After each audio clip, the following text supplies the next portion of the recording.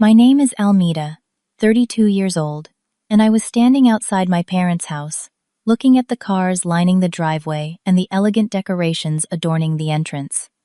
My heart swelled with anticipation. After all, I had paid $25,000 for this anniversary party, wanting to finally bridge the gap between us. When my mother opened the door, her eyes turned cold. "What are you doing here? You weren't invited." Those words pierced through me like ice. If you are watching this right now, let me know where you are viewing from in the comments below. Hit that like button and subscribe to join me on this journey of family betrayal and what I did next. I have always been the black sheep of my family. As a successful attorney in New York City, I have spent my entire adult life chasing one thing that always seemed just beyond my reach: my parents' approval. Despite my achievements in law school, making partner at a prestigious firm, and building a life that many would envy, the validation from Richard and Diane Walker never came. My relationship with my parents has been strained for as long as I can remember. The tension is especially palpable between my mother and me. She has always been critical of my choices, from my career path to my personal life. Nothing I do ever seems good enough for her. Then there is my older sister, Hazel. If I was the black sheep, Hazel was the golden child. She stayed in our small town of Cedar Grove, married her high school sweetheart Paul, and gave my parents 3 grandchildren. She followed the life script they had written for both of us, while I deviated completely. Growing up, the contrast in how we were treated was obvious to everyone except my parents. When I was 10, I won a regional piano competition, but my parents missed it because Hazel had a minor cold. When I graduated as valedictorian of my high school class, my mother spent most of the ceremony talking about how Hazel had achieved the same honor 4 years earlier, despite the fact that she had actually been salutatorian. The comparisons were relentless. "Why can you not be more like your sister?" became the soundtrack of my adolescence. My achievements were minimized, my failures magnified. It was as if my parents had decided from the beginning that Hazel would be the favorite, and nothing I could do would change that dynamic. The final straw came when I announced my decision to leave Cedar Grove for law school in New York. My father called it a betrayal. "We raised you to be part of this community," he said, as if my ambitions were a personal attack on him. My mother was even more direct. "You are choosing to abandon your family." But I went anyway. I had to. Cedar Grove was suffocating me, with its small-town politics and even smaller expectations. I knew there was a bigger world out there, and I wanted to be part of it. For the first few years after I left, I tried to maintain a connection, weekly phone calls that became monthly, on holiday visits that grew increasingly uncomfortable, birthday cards and expensive gifts that never seemed to hit the mark. I even helped them financially when my father's hardware store went through a rough patch during the recession. $20,000 from my savings account, given freely and never fully acknowledged. Despite the distance, both physical and emotional, I never stopped trying to build a bridge. Surely there must be some way to make them see me, to make them proud. That desperate hope never quite died, though it probably should have. Last month, I was scrolling through Facebook when I saw a post from Hazel mentioning our parents' upcoming 35th wedding anniversary. I was stunned. No one had mentioned this milestone to me. Not my parents, not Hazel, not anyone from Cedar Grove who still occasionally reached out. Something inside me snapped, but not in the way you might expect. Instead of anger, I felt a renewed determination. This would be my grand gesture, the thing that would finally break through the walls between us. I would throw them the anniversary party of their dreams. I called Hazel immediately, excited to share my idea. To my surprise, she seemed enthusiastic. "That would be amazing, Almeda," she said. "They would never expect something like this." We spent hours on the phone discussing venues, food, and decorations. I wanted everything to be perfect. Hazel offered to help with the planning, but insisted that I should be the one to pay for everything.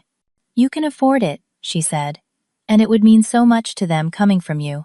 Looking back, I should have noticed how she emphasized the word "from," but, at the time, I was too caught up in the fantasy of reconciliation to hear the warning bells.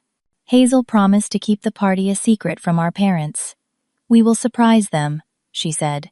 "It will be the perfect gift." I hung up the phone, feeling more hopeful than I had in years. Finally, I had found a way to show them how much they meant to me. Finally, I would be the daughter they wanted. If only I had known what was really happening behind the scenes. If only I had recognized the familiar pattern playing out once again. But hope is a powerful drug, and I was high on the possibility of healing my family. I could not have imagined how completely that hope would be shattered, or how public the humiliation would be when I stood on their doorstep, uninvited to the very party I had paid for. Planning the perfect anniversary party became my obsession over the next several weeks.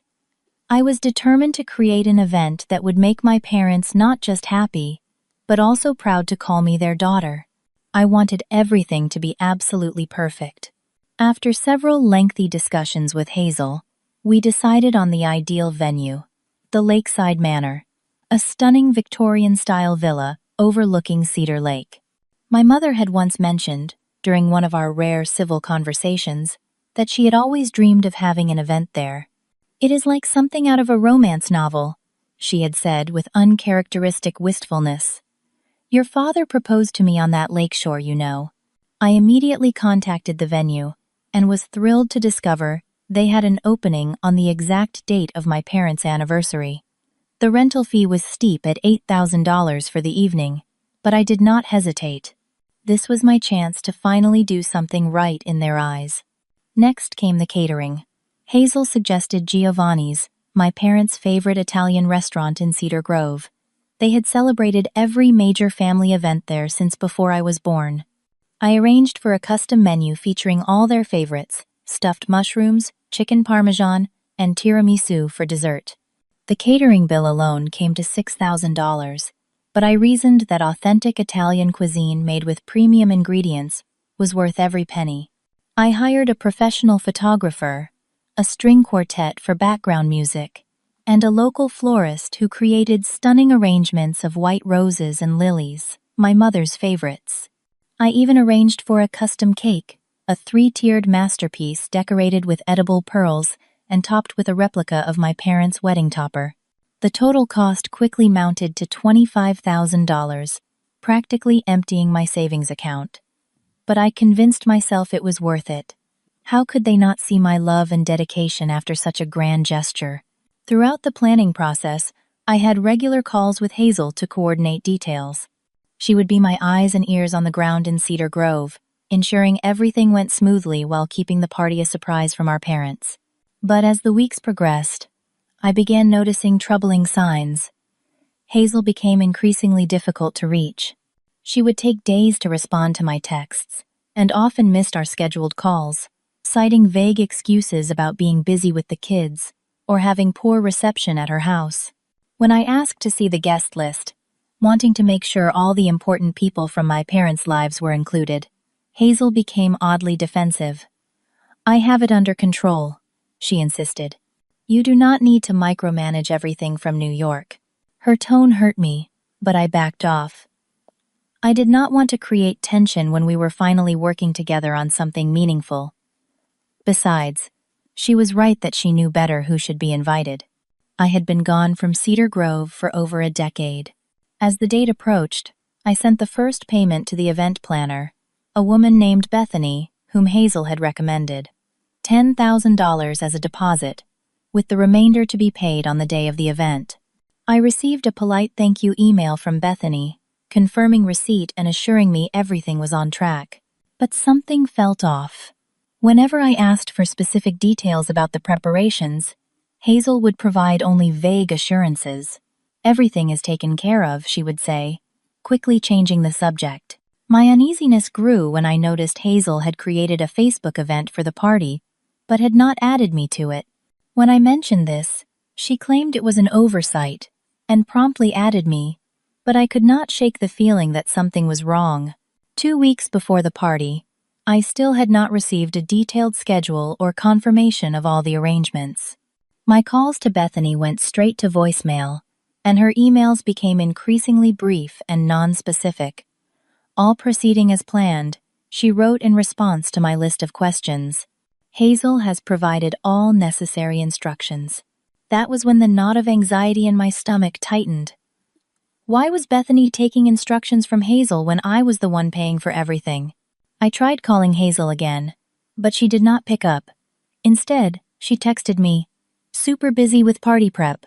We'll call tomorrow." But tomorrow came and went without a call. My instincts were screaming that something was very wrong, but I kept pushing those thoughts away. This was my sister, after all. We might have our differences, but surely she would not sabotage something this important. Still, I could not ignore my growing sense of dread. I decided to fly to Cedar Grove a day earlier than planned, ostensibly to help with last-minute preparations, but really to see for myself what was happening. As my plane landed in the small regional airport near Cedar Grove, I tried to silence the voice of doubt in my head. Maybe I was overreacting. Maybe Hazel was just overwhelmed with the responsibilities of planning such an important event while taking care of her family. But deep down, I knew. This was the same pattern that had defined our family dynamics for decades. I just never expected it to play out in such a calculated, expensive way. I checked into a small hotel near my parents' home, unpacked my bags, and prepared myself for whatever would come next. Little did I know, the truth would be far more painful than even my worst suspicions. The morning after I arrived in Cedar Grove, I tried calling Hazel again. Just as I expected, she did not answer. I left a message saying I was in town and wanted to meet to go over final details for the party. Then I decided to head to Maple Street Cafe, a local coffee shop where I used to study during high school, to gather my thoughts. Cedar Grove had not changed much in the decade I had been gone. The same brick buildings lined Main Street, the same town square with its aging gazebo where summer concerts were held. It was both comforting and suffocating, a physical reminder of why I had left and why part of me had always longed to come back. I had just ordered my latte when I heard someone call my name. I turned to see Mildred Peterson, my former English teacher, approaching with a wide smile. "Almeda Walker, what a surprise to see you back in town," she exclaimed, giving me a warm hug. "Are you here for your parents' anniversary party tomorrow night?" I nodded, forcing a smile. "Yes, I am very excited about it." She looked at me curiously. "I was surprised not to see your name on the invitation. I assumed you were too busy with your big city law career to attend." My heart sank. "What do you mean my name was not on the invitation?" Mrs. Peterson frowned slightly. "The invitation said the party was being hosted by Hazel and your parents. I just assumed." I felt like the floor was tilting beneath me. "Can I see the invitation?" I asked, trying to keep my voice steady. She pulled out her phone and showed me the electronic invitation. Sure enough, there was an elegant graphic announcing the 35th wedding anniversary celebration of Richard and Diane Walker, hosted by their daughter Hazel Miller and family. There was no mention of me anywhere, not even in the list of family members who would be attending. "I am sure it was just an oversight," Mrs. Peterson said, noticing my expression. "You know how hectic party planning can be."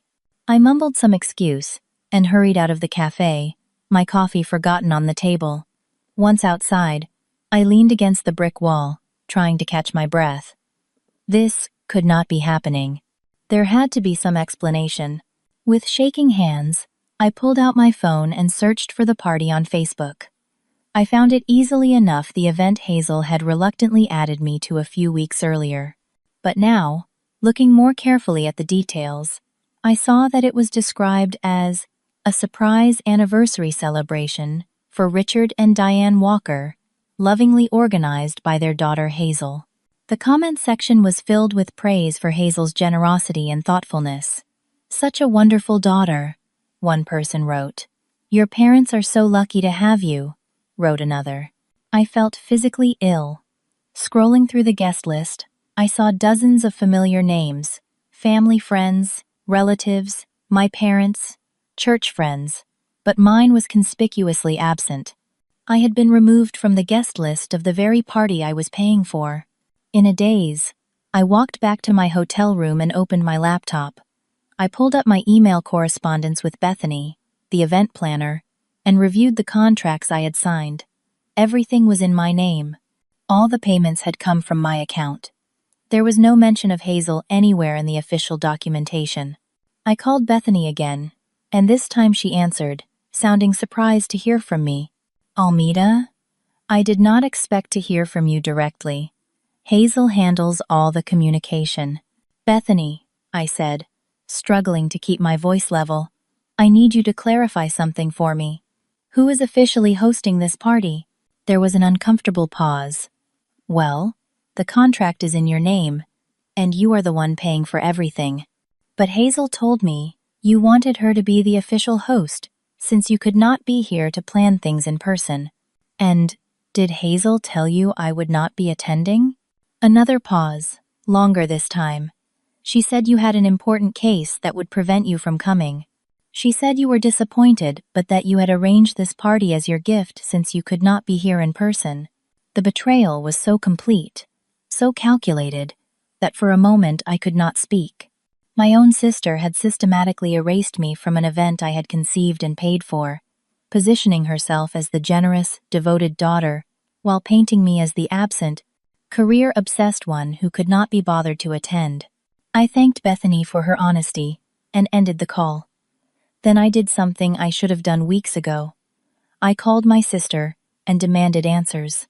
This time, Hazel picked up immediately. Almeda? Why are you calling again? I told you I am busy with preparations. Preparations for the party I am paying for but am not invited to? I asked, my voice cold. There was a sharp intake of breath on the other end of the line. What are you talking about? Do not play dumb, Hazel. I am in Cedar Grove. I have seen the invitation. I have talked to Bethany. I know what you did. The facade crumbled instantly. You do not understand, she said, her voice taking on the whiny quality it always did when she was caught doing something wrong. Mom and Dad would appreciate this more coming from me. You know how they are. So you just decided to steal my idea and my money?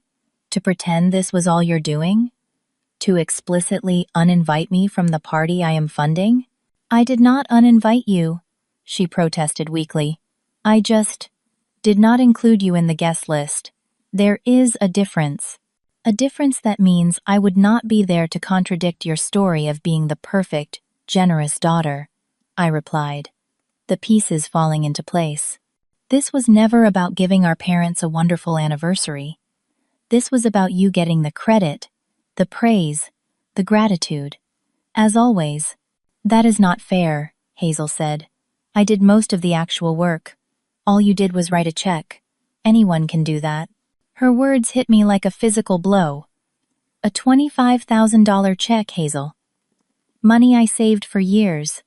Money I earned working 80-hour weeks while you were posting pictures of your perfect family life on Facebook. You always have to bring money into it, she snapped. Just because you chose a soulless career that pays well does not make you better than me. I almost laughed at the absurdity of it all. Better than you? My entire life has been spent being told I am not as good as you. And now you have stolen the one thing I tried to do to finally earn their approval. They are my parents too, she said petulantly. And I am the one who stayed. I am the one who gives them grandchildren. I am the one who takes care of them when they need something. And I am the one who pays for it all, I replied quietly. The emergency roof repair last year. Dad's medical bills when his insurance would not cover that specialist. The down payment on their new car. Who do you think funded all of that, Hazel? There was silence on the other end of the line. You know what the saddest part is? I continued. I genuinely thought this time would be different. I thought we were finally working together as sisters. I thought this party would heal our family. It will, Hazel insisted. Just not the way you planned it. I ended the call without another word, my mind reeling from the magnitude of the betrayal. Not just from Hazel, who had always been self-centered and competitive, but from my parents, who had apparently been complicit in this deception. They must have known where the money for such an elaborate party was coming from. They must have questioned why their supposedly estranged daughter was funding their celebration. But they had chosen, as they always did, to believe the narrative that cast Hazel as the hero and me as the villain, or in this case, the absent failure, who could not even be bothered to attend her own parents' anniversary. As I sat in my hotel room, surrounded by the emotional ghosts of my childhood, I made a decision. I would not slink away in defeat this time. I would not accept being erased and replaced yet again. No, this time I would show up, uninvited, unwanted, but unmistakably present. It was time to force my family to face the truth they had been denying for decades. Tomorrow night, I would crash my own party. The day of the anniversary party arrived with frustrating slowness. I spent the morning and afternoon in a state of anxious anticipation, alternating between certainty about my decision to attend and crushing doubt. Was I making a mistake? Would confronting my family so publicly only deepen the rift between us?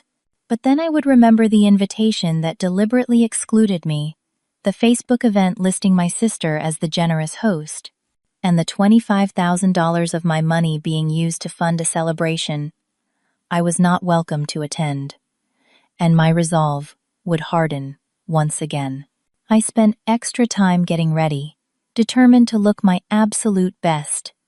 I had brought my favorite dress for the occasion, a deep emerald green silk that complemented my complexion and made me feel confident. I styled my hair in loose waves, applied my makeup with care, and put on the pearl earrings that had been a gift from my grandmother, the only family member who had ever seemed to truly see and accept me. As I stood in front of the mirror, I barely recognized the poised, elegant woman looking back at me. Gone was the eager-to-please daughter, desperately seeking approval. In her place was a successful attorney who knew her worth and was not afraid to stand up for herself. I only hoped that confidence would not desert me when I needed it most. The party was scheduled to begin at 7 in the evening.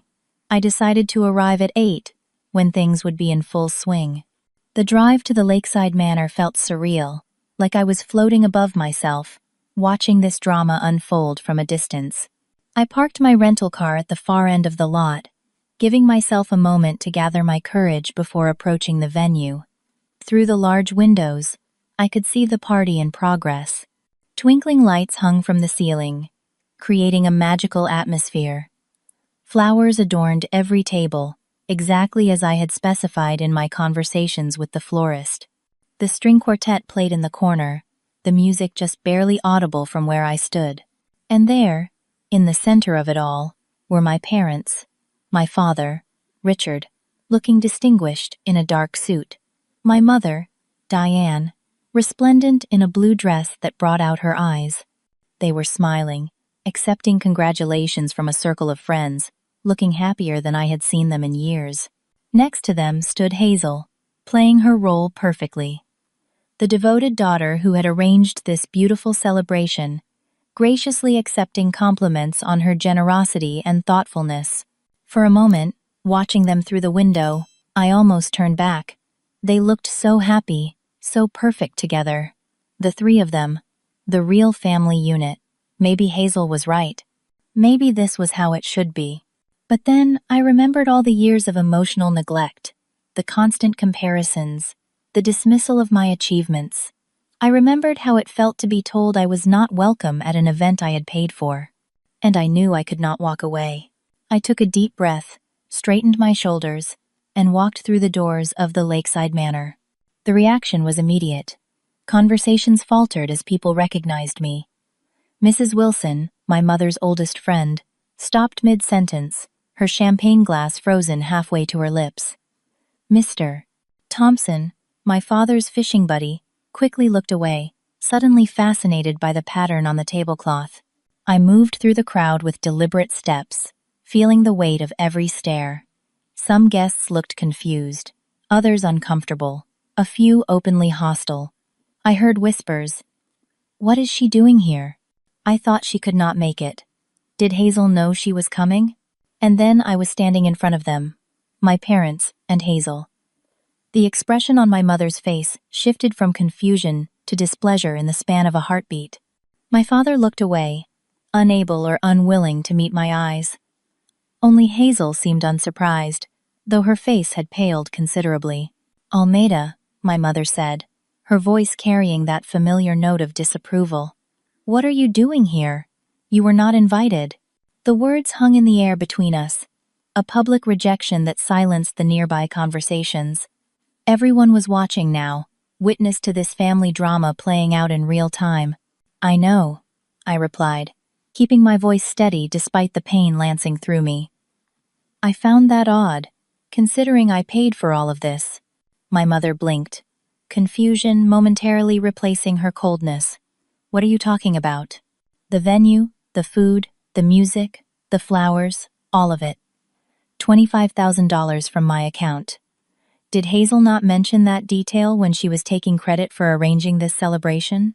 My father finally looked at me, his expression unreadable. "Is this true, Hazel?" he asked, turning to my sister. Hazel's face flushed red. "It is not like that," she stammered. "Almeida offered to help with the costs, but the whole thing was my idea. I did all the work, made all the arrangements." "That is a lie," I said quietly, but firmly. "I conceived of this party, contacted the venue, hired the caterer, and paid for everything. Hazel was supposed to be helping me surprise you, not stealing the credit and excluding me from the guest list."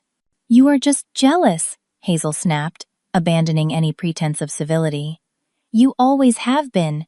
You could not stand the thought of me doing something nice for Mom and Dad, so now you are trying to ruin it." "If that were true," I replied evenly, "why is my name on every contract?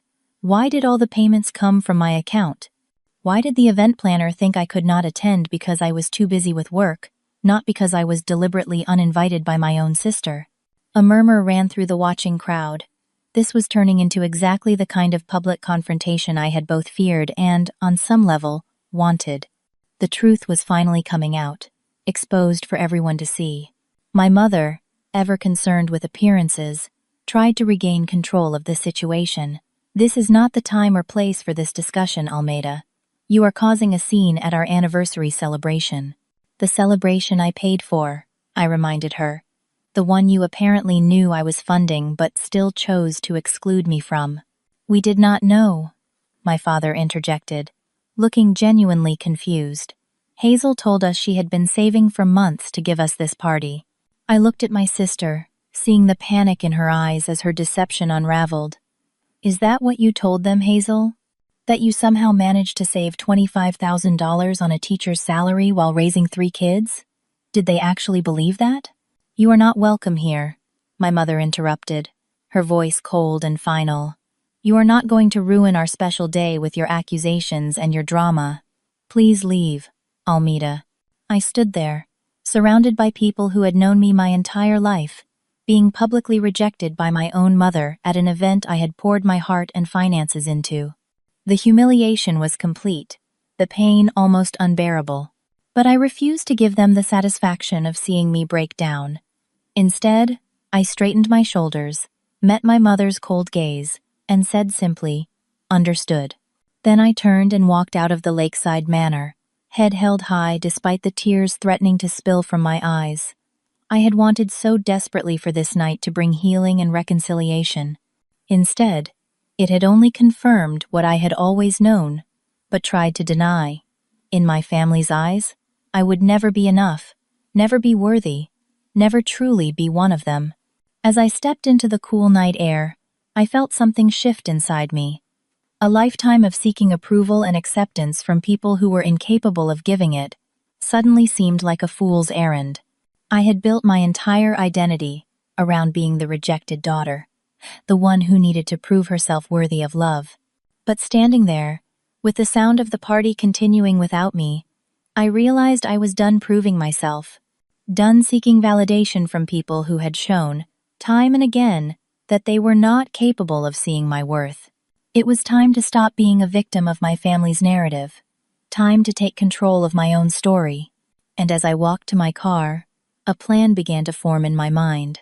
I sat in my rental car, hands gripping the steering wheel, though I had not started the engine. Tears blurred my vision, but I refused to let them fall. I had spent a lifetime crying over my family's rejection. I would not waste another tear on them tonight. The humiliation of being thrown out of the party I had paid for burned through me, a white-hot flame of indignation that slowly crystallized into resolve. For 32 years, I had been the victim in my family's story, the one who was never good enough, never worthy enough, never lovable enough.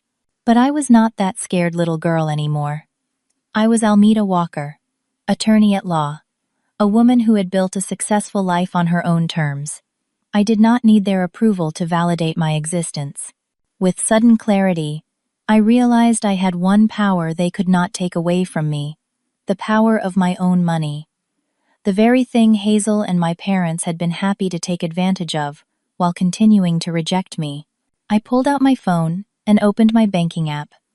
The final payment of $15,000 to the Lakeside Manor was scheduled to process tomorrow, completing the $25,000 total for the event. With a few taps, I marked the transaction as disputed and blocked any further withdrawals to the venue or the caterer. Then I called Bethany, the event planner. To her credit, she answered immediately, despite being in the middle of managing the party. "Almeda, is everything okay?" "Not exactly, Bethany. I have just been thrown out of my parents' anniversary party by my mother and sister." "Oh my God," she gasped. "I am so sorry. I had no idea this would happen." "Neither did I replied. "But I want to be clear about something. I am disputing the final payment for tonight's event. The initial deposit of $10,000 is all you will be receiving." There was a pause. "I understand you are upset, Almeda, but we have a contract. All the vendors need to be paid. The food has been prepared, the musicians hired." "I know," I interrupted, "and I am truly sorry to put you in this position. You have done a wonderful job with the event. But I cannot in good conscience pay for a celebration I have been explicitly told I am not welcome to attend." Another pause, longer this time. "What would you like me to do?" she finally asked. "Nothing dramatic," I assured her. "I am not asking you to shut down the party immediately. But if my parents or sister do not arrange alternative payment within the next 30 minutes, I would appreciate it if you would inform them that the services will need to conclude early." "I see," Bethany said slowly. "That seems, reasonable under the circumstances." We discussed a few more details before ending the call. I felt no joy in what I had done, only a grim satisfaction at finally standing up for myself. This was not about revenge. It was about refusing to be a doormat any longer. I started the car and drove to the Lake House, a small bar about a mile from the venue. It was quiet inside, just a few locals watching a baseball game on the television above the bar. I ordered a martini and sat at the bar, trying to process the events of the evening. I had just taken my first sip when my phone rang. My father's name flashed on the screen. I contemplated not answering, but decided I owed it to myself to see this through to the end. I accepted the call. "Almeda." My father's voice was tight with anger. "What have you done?" "Hello to you too, Dad," I replied, keeping my voice level. "I assume Bethany has spoken to you." "This is unacceptable," he snapped. "The caterers are threatening to pack up the food. The bar has stopped serving drinks. The musicians are asking when they will be paid." "That sounds stressful," I acknowledged. "Perhaps Hazel can cover the costs, since she was so eager to take credit for the party." "Do not be ridiculous," he said. "You know she cannot afford this. How could you do this to us? To our guests? Do you have any idea how embarrassing this is?" I took another sip of my martini. Actually, I do know exactly how embarrassing this island I experienced it firsthand, when my own mother told me I was not welcome at an event I conceived and paid for. When my sister lied to everyone about her role in planning this celebration.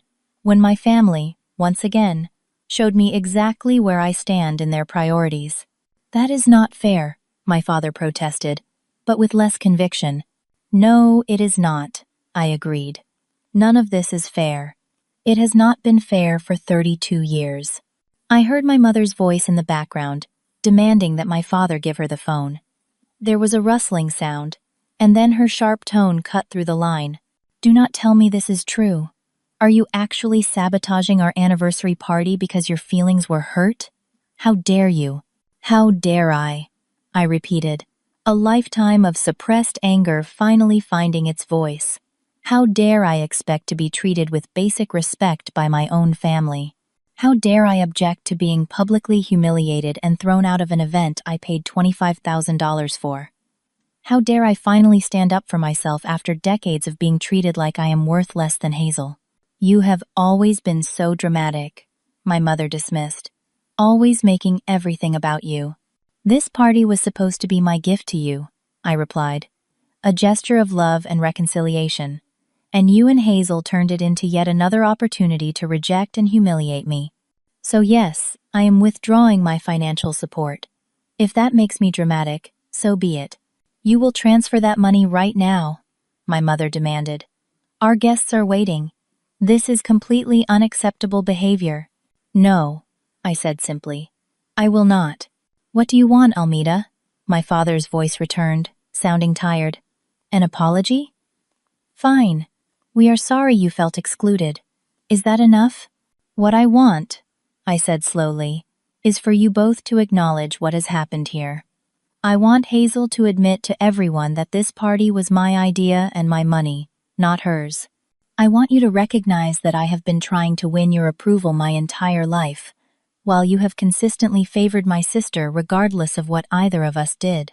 And I want a genuine apology not for how I felt, but for how I was treated. There was a long silence on the other end of the line. Finally, my mother spoke again, her voice cold and final. That is not going to happen. You can either release the funds or be responsible for ruining this evening for everyone. I closed my eyes, absorbing the reality that even now, faced with the consequences of their actions, my parents were incapable of seeing their part in this dysfunctional dynamic. I see, I said quietly. Then I guess we all have to live with our choices. I hope the remainder of your evening is pleasant, despite the abbreviated festivities. I ended the call before they could respond, turned off my phone, and ordered another martini. The bartender, sensing my mood, served it without comment, leaving me alone with my thoughts. For the first time in my adult life, I had stood up to my family. I had refused to play the role they had assigned me, the perpetually seeking, perpetually rejected daughter. It did not feel like a victory. There was too much sadness for that. But it did feel like the first step towards something new. As I sat in that quiet bar, miles away from the chaos I had created at the Lakeside Manor, I realized I had finally done what I should have done years ago. I had stopped giving my power away to people who did not value it, or me. The path forward was unclear, but one thing was certain: I would never again allow my family to define my worth or dictate my place in the world. That chapter of my life was finally, irrevocably closed. In a small town like Cedar Grove, news travels fast. By the next morning, everyone knew what had happened at the Walker anniversary party. The abrupt end to the festivities when the catering staff began packing up, the hurried explanations, the whispers and speculations, and, most dramatically, the revelation that the party had actually been funded by the estranged daughter who had been publicly turned away at the door. I woke up in my hotel room to find my phone flooded with messages and missed calls. Most were from my parents and Hazel, ranging from angry demands to tearful pleas. I deleted those without reading them. But there were others: family friends, distant relatives, even old high school classmates, expressing various degrees of shock, support, and curiosity. Cousin Belinda, just heard what happened. That was savage, but honestly, they had it coming. My Aunt Judith, call me when you can. There are things about your mother you should understand. Megan from high school, the whole town is talking about last night. Team Almeida all the way. I sat on the edge of the bed, scrolling through the messages with a strange sense of detachment.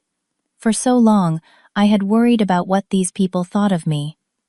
Now, I found I did not particularly care.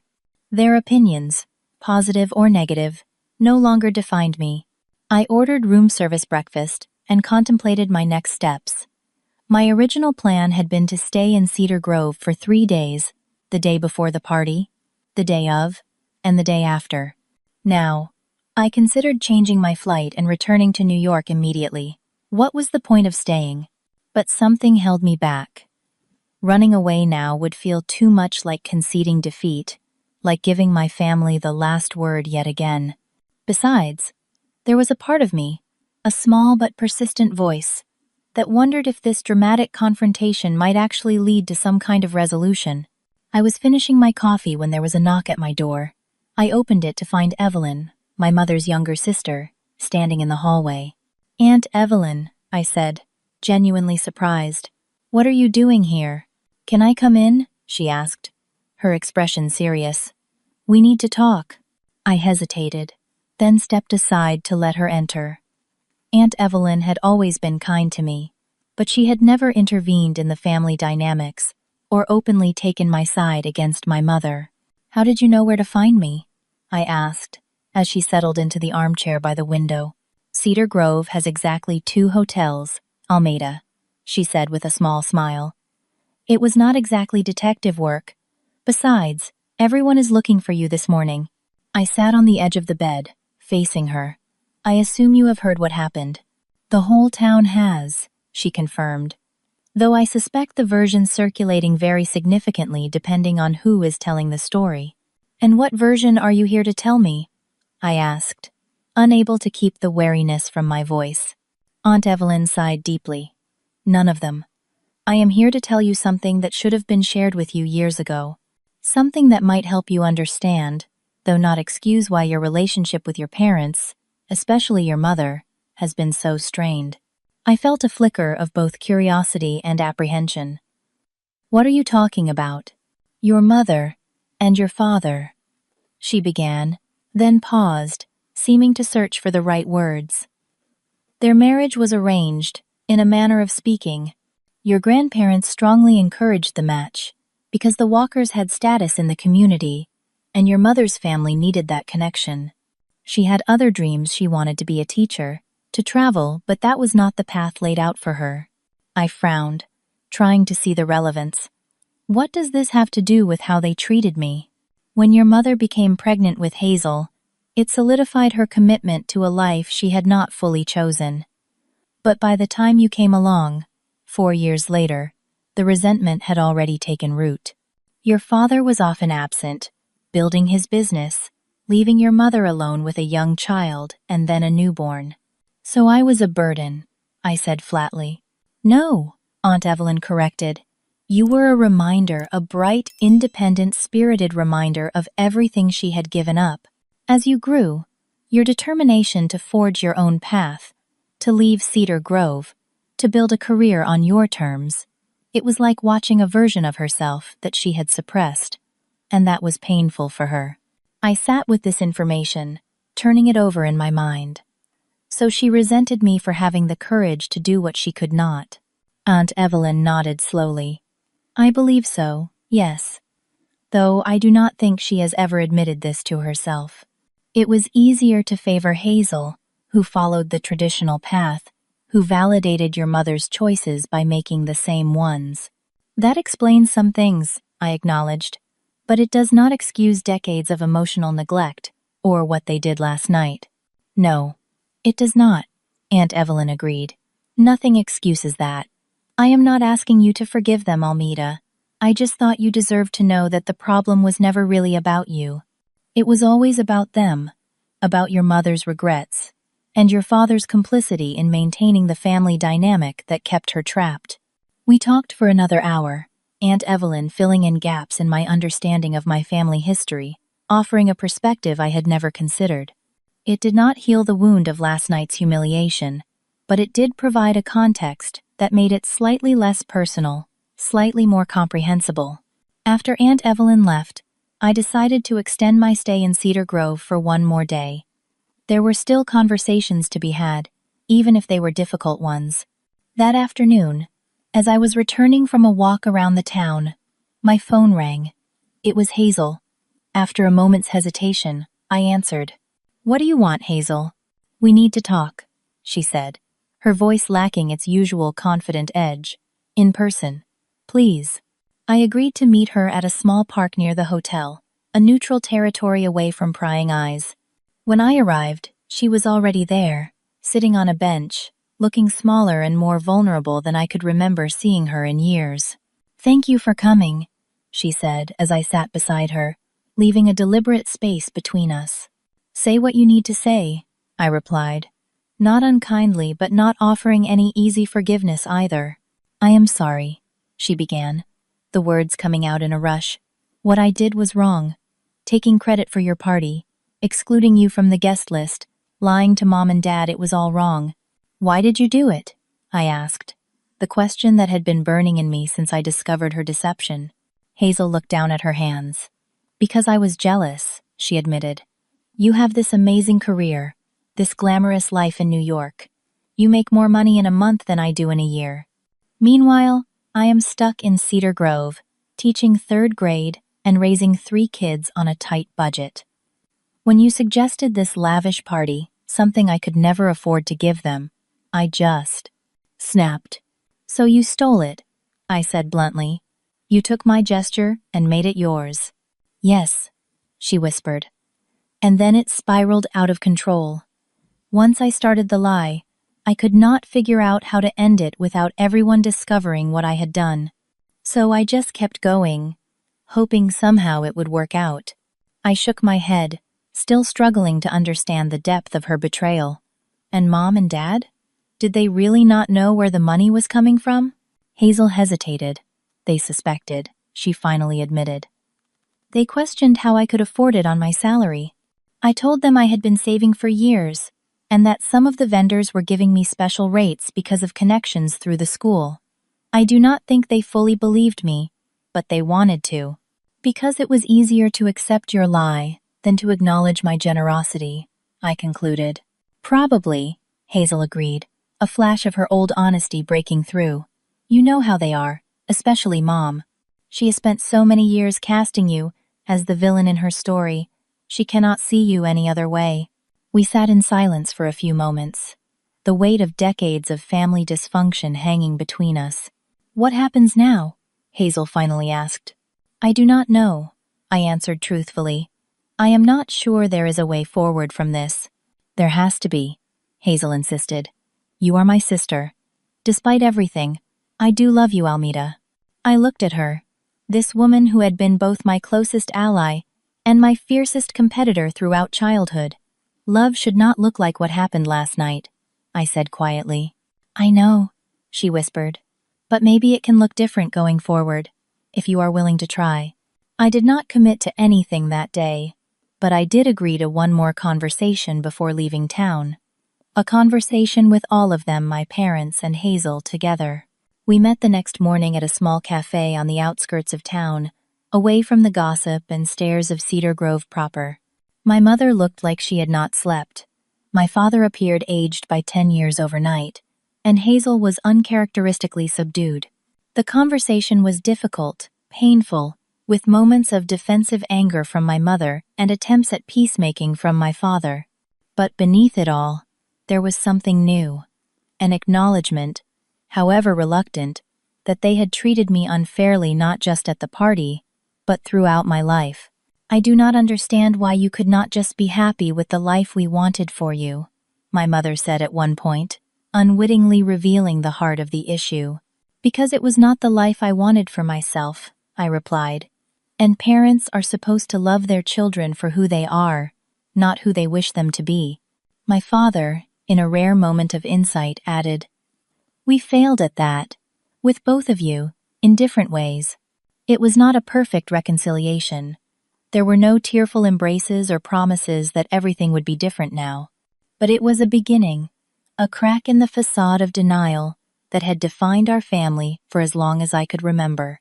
As I prepared to return to New York the next day, I carried with me not the healing I had hoped for when planning the anniversary party, but something perhaps more valuable, a clear-eyed understanding of my family, of myself, and of the boundaries I would need to maintain going forward. The truth had finally been spoken aloud.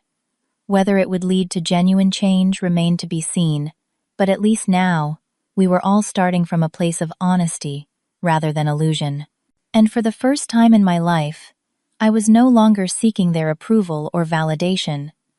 I was simply Almeda Walker, complete in myself, regardless of how they chose to see me. The journey back to reconciliation with my family did not happen overnight. In fact, the first few weeks after I returned to New York, there was very little communication between us at all.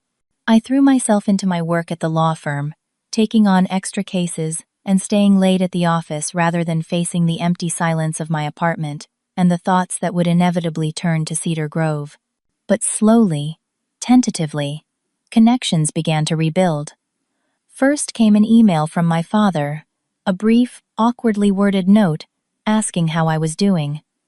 I responded with equal brevity, civil, but not effusive. A week later, Hazel called. The conversation stiff at first, but gradually easing into something resembling normal sibling interaction. My mother took the longest. A full month passed before she sent a card in the mail, her elegant handwriting conveying formal regards but little emotion. It was clear that if healing was to happen, I would need to establish new boundaries and expectations.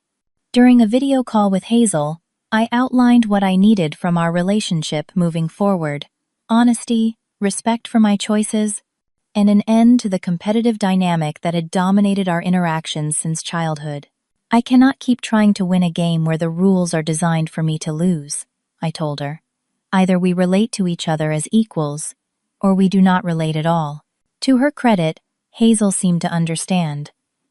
I have been thinking a lot about why I did what I did, she admitted. It was not just about the party. It was about a lifetime of feeling like I had to protect my position as the favorite, even when that position made me miserable in its own way. That conversation marked a turning point. For perhaps the first time, Hazel and I were seeing each other clearly not as rivals for our parents' attention, but as sisters who had both been damaged by the toxic family dynamic we grew up in. The process was slower with my parents. During a tense phone call, I made it clear that I would no longer accept being treated as less than Hazel, or having my achievements diminished, or my choices criticized. I love you both, I told them, but I do not need your approval to validate my existence. I will not keep trying to earn something that should have been given freely. My father, in his typically practical way, accepted these terms relatively easily. My mother struggled more. During one particularly difficult conversation, she finally admitted something I had long suspected, but never heard acknowledged. I do not understand you, Almeda, she said. I never have. You were always so determined, so sure of what you wanted. I never had that luxury. It was as close as she would come to confirming what Aunt Evelyn had told me about her own thwarted dreams and the resentment she had projected onto me. It was not an apology, but it was a moment of honesty, and I chose to accept it as such. Meanwhile, back in New York, I began to focus on healing myself. I started seeing a therapist, Dr. Maxwell, who specialized in family trauma. Our sessions helped me unpack the patterns that had shaped my sense of self-worth and my relationships with others. You have spent your entire life trying to earn love from people who were not equipped to give it unconditionally, Dr. Maxwell observed during one session. That is not your failure. It is theirs. Those words resonated deeply. For so long, I had internalized the message that I was somehow deficient, that if I could just be better, smarter, more successful, more accommodating, more like Hazel, then my parents would finally love me the way I craved.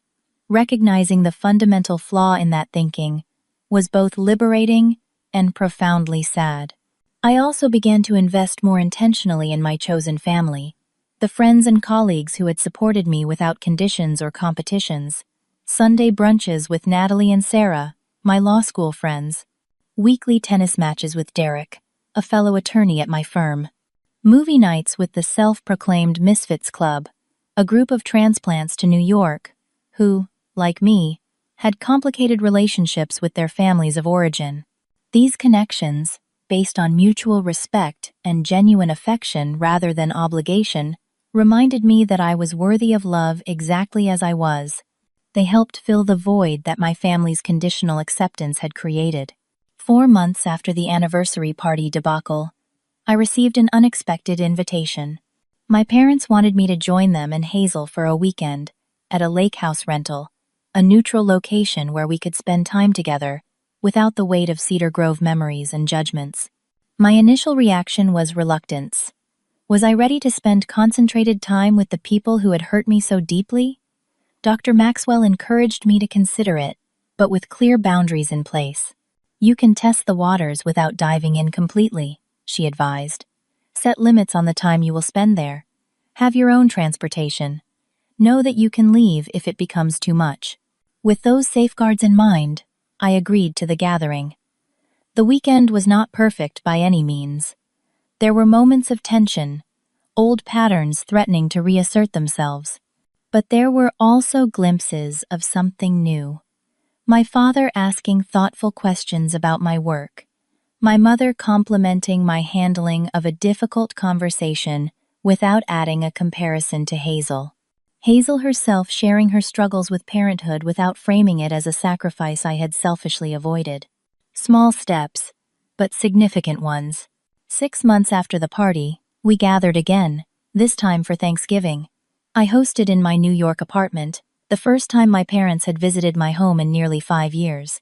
Having them in my space, on my terms, shifted the dynamic in subtle but important ways. They could see the life I had built for myself, the beautiful apartment with views of Central Park, the wall of awards from my legal career, the photos of friends and travels that told the story of a rich, full existence beyond Cedar Grove. As we sat around my dining table, I realized something profound. I no longer needed their validation. I had stopped measuring my worth by their approval. The desperate longing that had driven me to spend $25,000 on an anniversary party had been replaced by a calm self-assurance. I knew who I was, and I was at peace with that knowledge. That revelation did not erase the past, or magically transform our family into the warm, supportive unit I had once yearned for. But it did allow me to relate to my parents and sister from a place of strength rather than need. I could love them without being diminished by their limitations. The healing continues, a day-by-day process of establishing new patterns and expectations. There are still moments when old hurts resurface, when a careless comment or thoughtless comparison threatens to reopen wounds that are still tender. But now, I have the tools and the perspective to address these moments directly rather than retreating into the familiar pain of rejection. The most valuable lesson from this journey has been understanding the true nature of love and worth. Real love does not require performance or perfection. It does not demand that you contort yourself to fit someone else's expectations. It accepts you as you are, celebrates your uniqueness, and supports your growth on your own terms. I did not find that kind of love in my family of origin, at least not initially, but I have found it in the family I have chosen, in the relationships I have cultivated with intention and care. And slowly, imperfectly, I am building a new kind of relationship with my parents and sister, one based on who we actually are, not who we wish each other to be. The anniversary party debacle, painful as it was, became the catalyst for this transformation. Sometimes it takes a dramatic rupture to break patterns that have calcified over decades. Sometimes you have to stop a party to start a healing. As I look to the future, I no longer fear rejection or crave approval the way I once did. I know my value does not depend on external validation, and that knowledge has set me free to love my imperfect family in a way that honors both their humanity and my own. Have you ever had to set boundaries with family members who could not see your true worth? How did you find the courage to stand up for yourself, even when it meant causing temporary discomfort? Share your experiences in the comments below. And if this story resonated with you, please like, subscribe, and share it with someone who might need to hear that their worth is not determined by family approval. Thank you for listening to my journey, and remember, sometimes the family we choose is as important as the family we are born into.